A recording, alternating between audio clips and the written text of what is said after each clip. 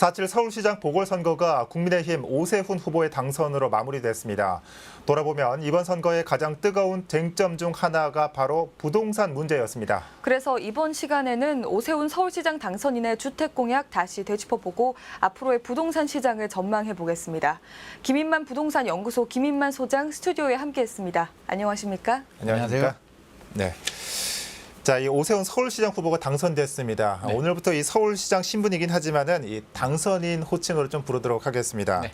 어떻습니까? 이 당락이 결정되고 나서 여쭤보는 건데 이 네. 소장님은 오세훈 후보가 당선되겠다. 아무래도 지금 부동산 이슈가 커지 않습니까? 네. 좀 예측을 하셨을 것 같아요. 뭐 여론조사가 다 얘기를 해줬으니까요. 요즘 네. 여론조사가 정확하거든요. 그래서 이렇게 좀 어떻게 보면 김 빠진 선거 방송은 저는 처음 본 것 같은데요. 예. 역시 예상대로 나왔었고 시장에서도 충분히 예상을 했던 것 같아요. 그래서 어제 한강변, 뭐 노량진이나 이런 지역들은 굉장히 들썩이는 분위기였기 때문에 그렇습니까? 이미 예. 저뿐만 아니라 많은 사람들이 뭐 여론조사 결과를 보고 다 예상을 했던 것 같습니다. 예, 이 부동산 이슈가 컸고 이슈가 더 커지고 있는 모습입니다. 자, 이번 선거 결과가 이 부동산 시장에 어떤 변화를 가져올지 정말 많은 시청자들이 궁금해하실 것 같습니다. 오세훈 당선인이 그동안 부동산 정책에 대해 어떤 말들을 해왔는지 영상 보시고 소장님과 이야기 나눠보도록 하겠습니다. 서울에는 이런 동네들이 많습니다. 수백 군데 있어요, 이런 데가. 그런 데를 전부 계획을 세워서 재건축, 재개발을 하는 수밖에 없는 거예요. 이 정부처럼 전부 방침을 정해가지고 국토부에서 서울시에 압력을 넣어가지고 막아놨어요, 이거를. 그동안 박원순 서울시가 그거를 동조를 해가지고 하나도 주민 편에서 해결을 못 해준 겁니다. 오히려 거꾸로 약 400군데의 재건축, 재개발을 다 해제했잖아요. 그건 뭐 다 알고 계시잖아요. 그래서 지금 이렇게 신규 주택 물량이 공급이 안 되니까 부동산 가격이 폭등을 한 거다는 거를 원인을 알게 되면 해법은 그냥 자연스럽게 나오는 거죠. 어떻게 하면 된다고요? 민간 주도의 재건축 재개발 사업을 그냥 조합들이 할 수 있도록만 하면 됩니다. 특별히 뭐 도와드릴 것도 없어요. 뭐 초과이익 환수다, 안전진단 강화다 이렇게 제도적으로 못하게 방해하는 제도들만 잔뜩 만들어가지고 못하게 하지만 않아도 자동적으로 시장의 흐름에 의해서 굴러갈 수 있는 사업들이 많다 이거예요. 네. 지금 화면에서도 나왔지만은 이 오세훈 당선인이 이 재개발 재건축, 민간 주도의 재개발 재건축으로 이 부동산 시장 활성화시키겠다라는 공약을 했는데 네. 5년간 총 36만 가구를 공급하겠다라고 밝혔습니다. 네네. 뭐 지난주에도 말씀해 주셨지만은 굉장히 좀 부정적으로 보셨는데 네. 여전하시죠? 그렇죠. 뭐 이게 분당 신도시가 10만 가구, 일산 신도시가 7만 정도 되거든요. 그래서 네. 분당 5개, 분당 3개, 일산 5개 정도의 규모 물량을 5년 내에 공급하는 것 자체가 저는 굉장히 높은 목표라고 생각을 하고요. 예. 그 의지, 그냥 의지의 표현이라고 저는 그렇게 생각을 합니다. 네, 또 오세훈 당선인은 스피드 주택 공급이라는 키워드를 꺼내 들고 나섰습니다. 네. 규제 완화를 통해서 빠르게 주택을 공급하겠다는 건데 빠른 규제 완화책만으로 부동산 문제가 해결이 될까요? 저는 그게 쉽지 않고요. 그렇게 해서도 안 된다라고 보는 입장인데 아까 VCR에서도 우리가 보셨듯이 조합이 할 수 있게 해주면 된다. 조합이 원하는 걸 해주면 된다라고 하는데 물론 속도는 굉장히 빨라집니다. 조합이 네. 원하는 조건, 뭐 규제를 다 완화해주면 속도는 빨라지겠지만 현 정부도 그렇고요. 뭐 전 시장도 그렇고 규제를 했을 때에는 나름 이유는 있는 거거든요. 이유 네. 없이 탄압하고 규제는 하지 않거든요. 그 이유가 뭐냐면 바로 투기란 말이에요. 조합이 원하는 대로 이렇게 들어주다 보면 당연히 투기 수요들이 유입이 될 수밖에 없고요. 네. 조합원들이 과도한 이익을 가지고 가게 되면서 조합원들이 많은 이익을 가지고 간다는 얘기는 자연스럽게 투기 수요가 유입이 될 수밖에 없겠죠. 돈이 되는 곳에 예. 투기 수요가 안 들어갈 수는 없는 거잖아요. 그래서 그런 문제 때문에 이제 막았던 건데 막으니까 또 부작용은 생기는 거죠. 막으니까 아무래도 공급 물량이 줄어들게 되고요. 작년까지는 공급 물량이 나온 이유가 기존에 이제 했던 정비 사업들이 이제 입주를 하니까 나온 거고 올해부터는 입주 물량이 많이 줄어들거든요. 올해 예. 내년 많이 줄어드는 게 아무래도 그 문재인 정부의 이제 규제가 있어서 올해부터 이제 결과가 나오는 거여서 틀린 말도 있고 맞는 말도 있는데 공급 물량이 줄어든 거는 사실이고요. 규제 때문에. 그래서 규제를 어느 정도 풀어줘야 되는 거는 맞는데 투기 수요가 유입이 되기 때문에 이 문제를 어떻게 보완을 하고 투기 억제 수단을 병행해서 어떻게 해결해 나갈지가 관건이지 무조건 풀어주는 것만 관건은 아니다. 저는 그렇게 생각을 합니다. 예, 그런데 소장님, 네. 민간 주도의 재건축을 추진하면 물론 이 사업성이 높은 지역들은 뭐 사업의 속도가 붙겠지만은 네.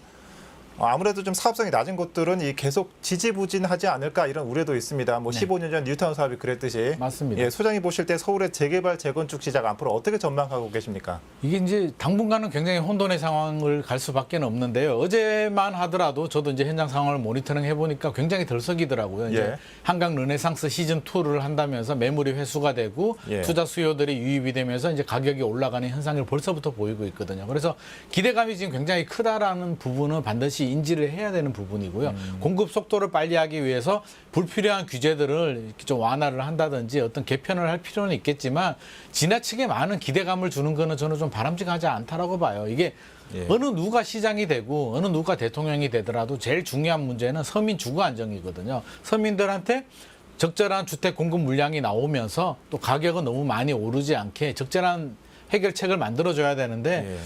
지금은 계속 규제 완화만 계속 강조하고 있어서 벌써부터 시장은 반응을 하잖아요. 그래서 뭐 투기 수요들이 생기고 어제도 저한테 연락이 막 오고 이러는데 저는 그게 좀 바람직하지 않는 현상이라고 보거든요. 그래서 규제 완화도 좋고 필요하지만 나는 이렇게 수요 억제 정책도 같이 하겠다. 이런 말씀도 좀 같이 좀 해줬으면 훨씬 더 시장 안정에 도움이 되지 않을까 싶습니다. 네. 네, 말씀해주신 규제 완화책의 일환인 뭐 재건축 초과 이익제 완화하겠다, 뭐 종합부동산세를 지방세화하겠다, 또 재산세율까지 인하하겠다고 공약하고 있습니다. 그런데 이렇게 되면 살짝 걱정되는 게 자산 불평등이 심화되는 것 아닌가 하는 우려가 있거든요. 자산 불평등도 심화될 수도 있고요. 이게 사실 현실적으로 굉장히 어려운 게 이게 법을 바꿔야 되거든요. 예. 그래서 그냥 뭐 이게 서울시 조례도 있고요. 또 법을 바꾸려면 국회하고 서울시 의회의 도움이 필요한데 안타깝게도 이 국회, 서울시 의회가 다 이게 여당이란 말이에요. 그래서 무조건 반대는 안 할 거예요. 만약에 서울 시민을 위한 정책이라면 아무리 서울시 의회 여당, 야당이라도 무조건 반대는 못 할 텐데 또 생각할 때 시장 안정을 위해서 필요한 규제들이 있는데 터무니없이 이렇게 푼다라고 하면 반드시 또 반대를 할 거란 말이에요. 그래서 종부세만 하더라도 종부세는 국세예요. 지방세는 그러니까 재산세는 지방세. 그래서 재산세 부분에 대해서는 서울시가 권한이 있지만 종합부동산세는 국세이기 때문에 국가하고도 어느 정도 협의가 필요하고 뭐 조절 과정이 필요한데 이게 일방적으로 이게 조절을 하겠다는 부분은 제가 볼 때는 너무 좀 약간 월권행이 너무 좀 지나친 것 같고 예.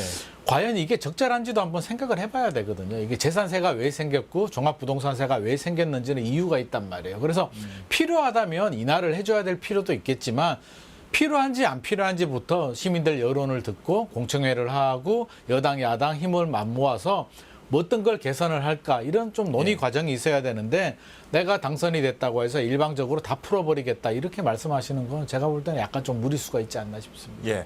또 이 박원순 시장 시절에 또 규제 정책 중에 하나가 바로 한강변의 35층 규제였습니다. 네네. 이것 좀 완화하겠다라고 오세훈 당선인이 얘기를 해왔는데 네. 어떻습니까? 이 서울의 스카이라인이 달라지긴 하겠는데 네. 이런 것들이 어떻게 보면 이 강남 아파트 소유자들에게만 과도한 초과 이익을 주는 게 아니냐 이런 우려도 있습니다. 어떻게 보십니까? 충분히 뭐 그런 우려가 있을 수는 있겠죠. 그래서 박원순 시장님께서 이제 35층을 완고하게, 네. 굉장히 완고하게 이제 고집을 하셨는데 박영선 후보도 35층은 손을 보겠다고 했거든요. 그래서 예. 뭐 제가 볼 때는 별 이견이 없을 것 같고요. 저는 좀 필요하다고 봅니다. 이게 35층이란 게 30층은 되고 40층은 안 된다는 게 이게 너무 우리 이분법적인 뭐 OX 뭐 이런 것 같거든요. 그래서 필요하다면 뭐 50층을 할 수도 있는 거고요. 필요가 없다면 또 규제가 필요하다면 20층으로 막을 수도 있는 것이기 때문에 케이스 바이 케이스로 상황에 따라서 35층 이상이 필요한 곳들은 해줘야겠죠.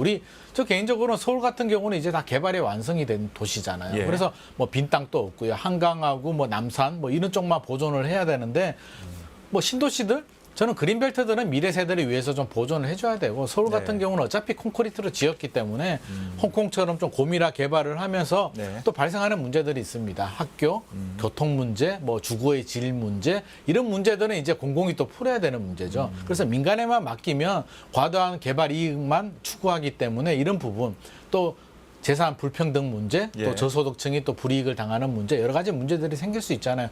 또 개발하게 되면 젠트리피케이션이 되죠. 그렇죠. 재개발하게 되면 다 쫓겨나잖아요. 그래서 예. 다시 들어오기 힘든 문제, 이주비 문제, 여러 가지 문제들이 있어서 공공이 역할을 해줘야 됩니다. 이게 민간에만 맡겨서 될 문제는 아니고요. 너무 공공이 주도만 해도 문제지만 지원해줄 거는 지원해주고 공공이 해야 되는 역할들, 저소득층이라든지 뭐 열악한 분들, 네. 피해를 받는 분들은 또 보호를 해야 되고 초과이익 환수도 필요하잖아요. 그럼 초과이익 환수를 해서 세금으로 그냥 어디 쓰는지 모르게 이렇게 될 것이 아니라 이게 부동산을 통한 이익은 또 부동산을 통해서 불이익을 당하는 분들한테 어떤 혜택을 주고 정비를 하는데 좀 힘을 쏟을 필요는 있을 것 같습니다. 예. 네, 방금 말씀해주신 내 답변의 연장선일 수 있을 것 같은데요.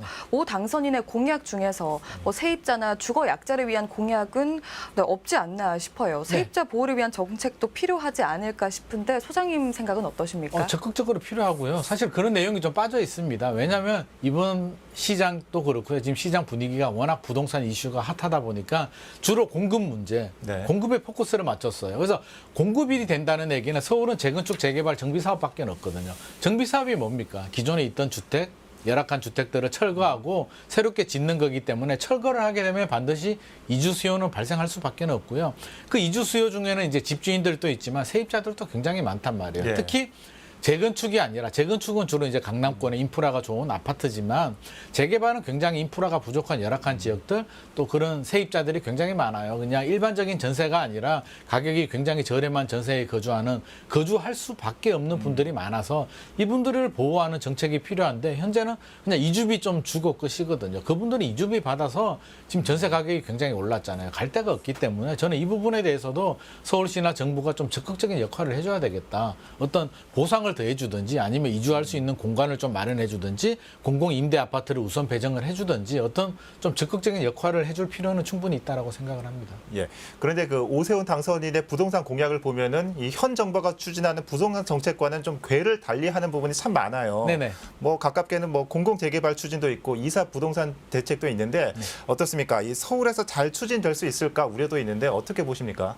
지금 기대감을 굉장히 주고 있거든요. 오세훈 시장께서 이제 뭐 민간 재개발을 풀어주겠다, 재건축을 풀어주겠다라는 시그널을 던졌어요.